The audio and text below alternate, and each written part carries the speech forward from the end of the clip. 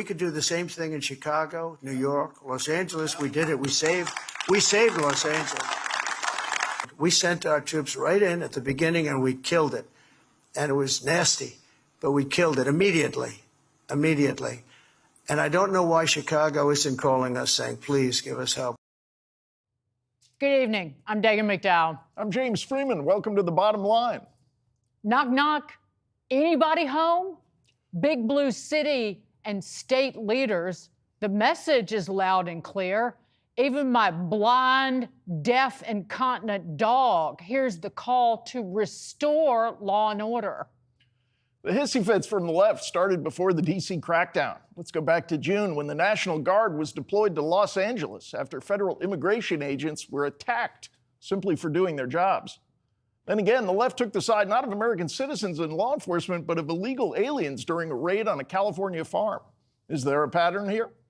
Enter the Supreme Court, who ruled today that federal agents can, in fact, do their jobs, despite all the noise and accusations of racial bias from the left. It was related to a class action lawsuit accusing federal agents of unlawful stops and arrests. Justice Sonia Sotomayor slamming her colleagues in a dissent, saying, quote, "We should not have to live in a country where the government can seize anyone who looks Latino, speaks Spanish, and appears to work a low-wage job.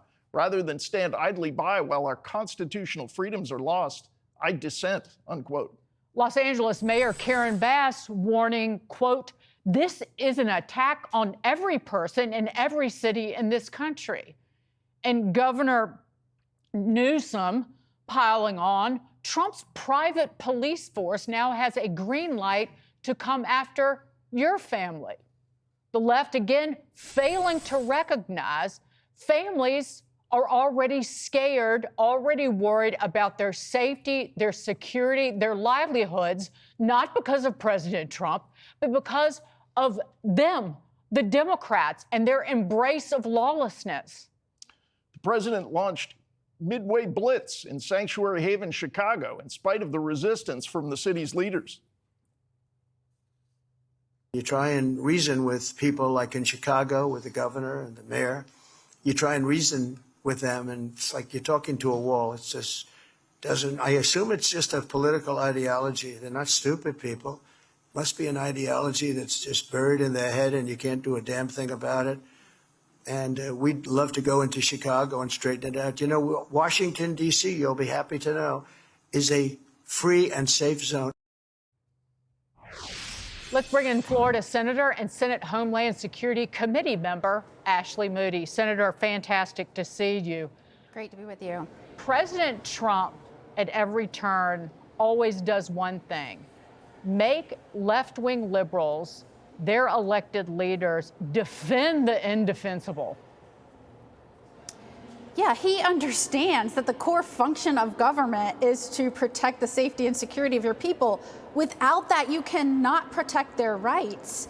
And he knew coming in as president, we had a lot of work to do in this country because we now have these ignorant, insane, malicious, I don't know what you want to call it, but you have these dim leaders in cities, like mayors, city council members, even governors, who now wear it as a badge of honor to promote policies that just destabilize and undermine security.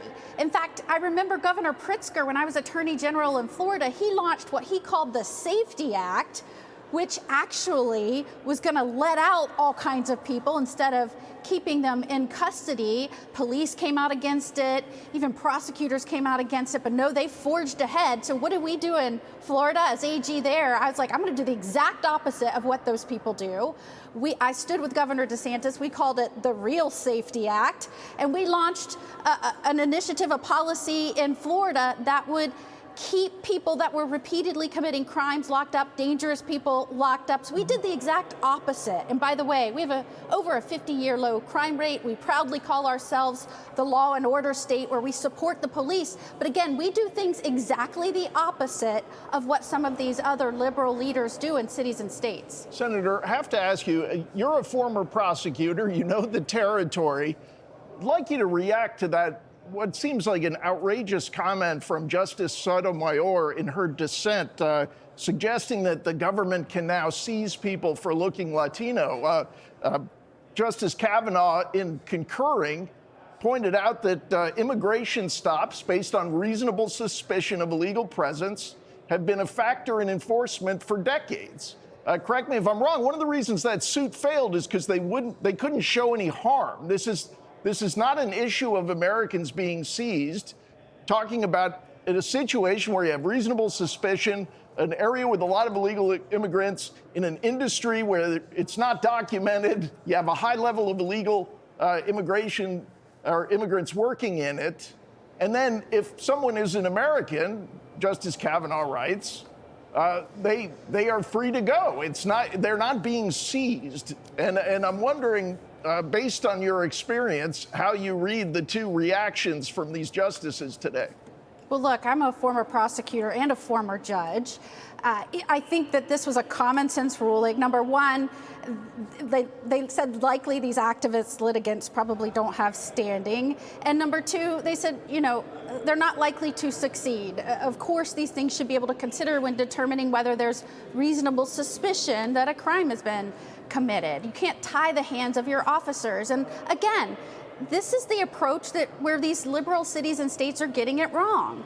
They want to come in and say, we want a safe city, just, as a general statement, and then they want to tie the hands of anyone that's trying to enforce the law. They undermine the police. They create this narrative that police are villains. They put in rogue prosecutors that won't follow up on arrests when police arrest people. They decriminalize crime, meaning they'll just say theft or other types of crimes. We're just not going to do anything about that anymore. That's no longer going to be a crime. I mean, the list goes on and on, not to mention the revolving jailhouse door. So, this type of approach does not work. It has not worked. And I think every city council person, mayor, governor that has a crime problem, if they want to refuse assistance of either federal officers or even the National Guard, if they want to say, no, we're going to sue you if you come in, we refuse, they should have to show up every week on camera and talk to the citizens of their jurisdiction and say,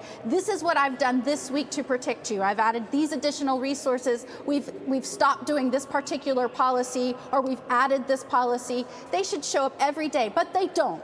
They do nothing. They allow their communities and cities to wallow in crime. And when somebody wants to do something about it, like President Trump or any other leader, they come out, they cry. Even the AG here in Washington, he says, we can't do anything about this. We can't arrest our way out of carjackings. Yes, you can. That's exactly what you do. So you don't bring suit. You answer to the citizens that put you in office, and you explain why you don't care about them and why you're not doing their job first and foremost to keep them safe. Senator, before we go, what is the Senate Majority Leader planning to do to push through? It's 100+ nominees from President Trump, ambassadors, sub-cabinet positions, to try and get their nominees voted, get his nominees voted on. It's so frustrating. As you know, I'm one of the newest senators here, and I am watching for the first time in presidential history a president who hasn't gotten one civilian nominee through by unanimous consent or a voice vote. Not one. And the Democrats keep saying, we need time to debate these nominees, or, we need a bipartisan process. Well, Senator Grassley just tried to put some up on the floor for unanimous consent. They were bipartisan nominees. There was nothing to stop them from agreeing to that, and they won't do it. The truth is, they're just refusing to move forward. We have to do something different. You're right. We're close to 150 nominees waiting to be confirmed by the Senate. So I'm hopeful that we'll start moving these quickly through block voting. That's the most efficient way. They're not even using their time for debate. On most of them, they don't even debate. They bring up nothing on the floor, and when they have, it's been 2 minutes. So we need to speed up the efficiency. As a former judge, efficiency is very key to move things along. I can tell you that, and I'm hopeful that our leader is going to propose a solution. Yeah, I wasn't going to use nuclear option. I mean, that's the headline everywhere, but it's to change the Senate rules and allow lawmakers to confirm with one vote 10 or more nominees who received bipartisan support in the same committee. So that's the gist of it. We'll see how it progresses, because the roadblock's been blocking long enough. Senator Ashley Moody, thank you so much. Great to be with you.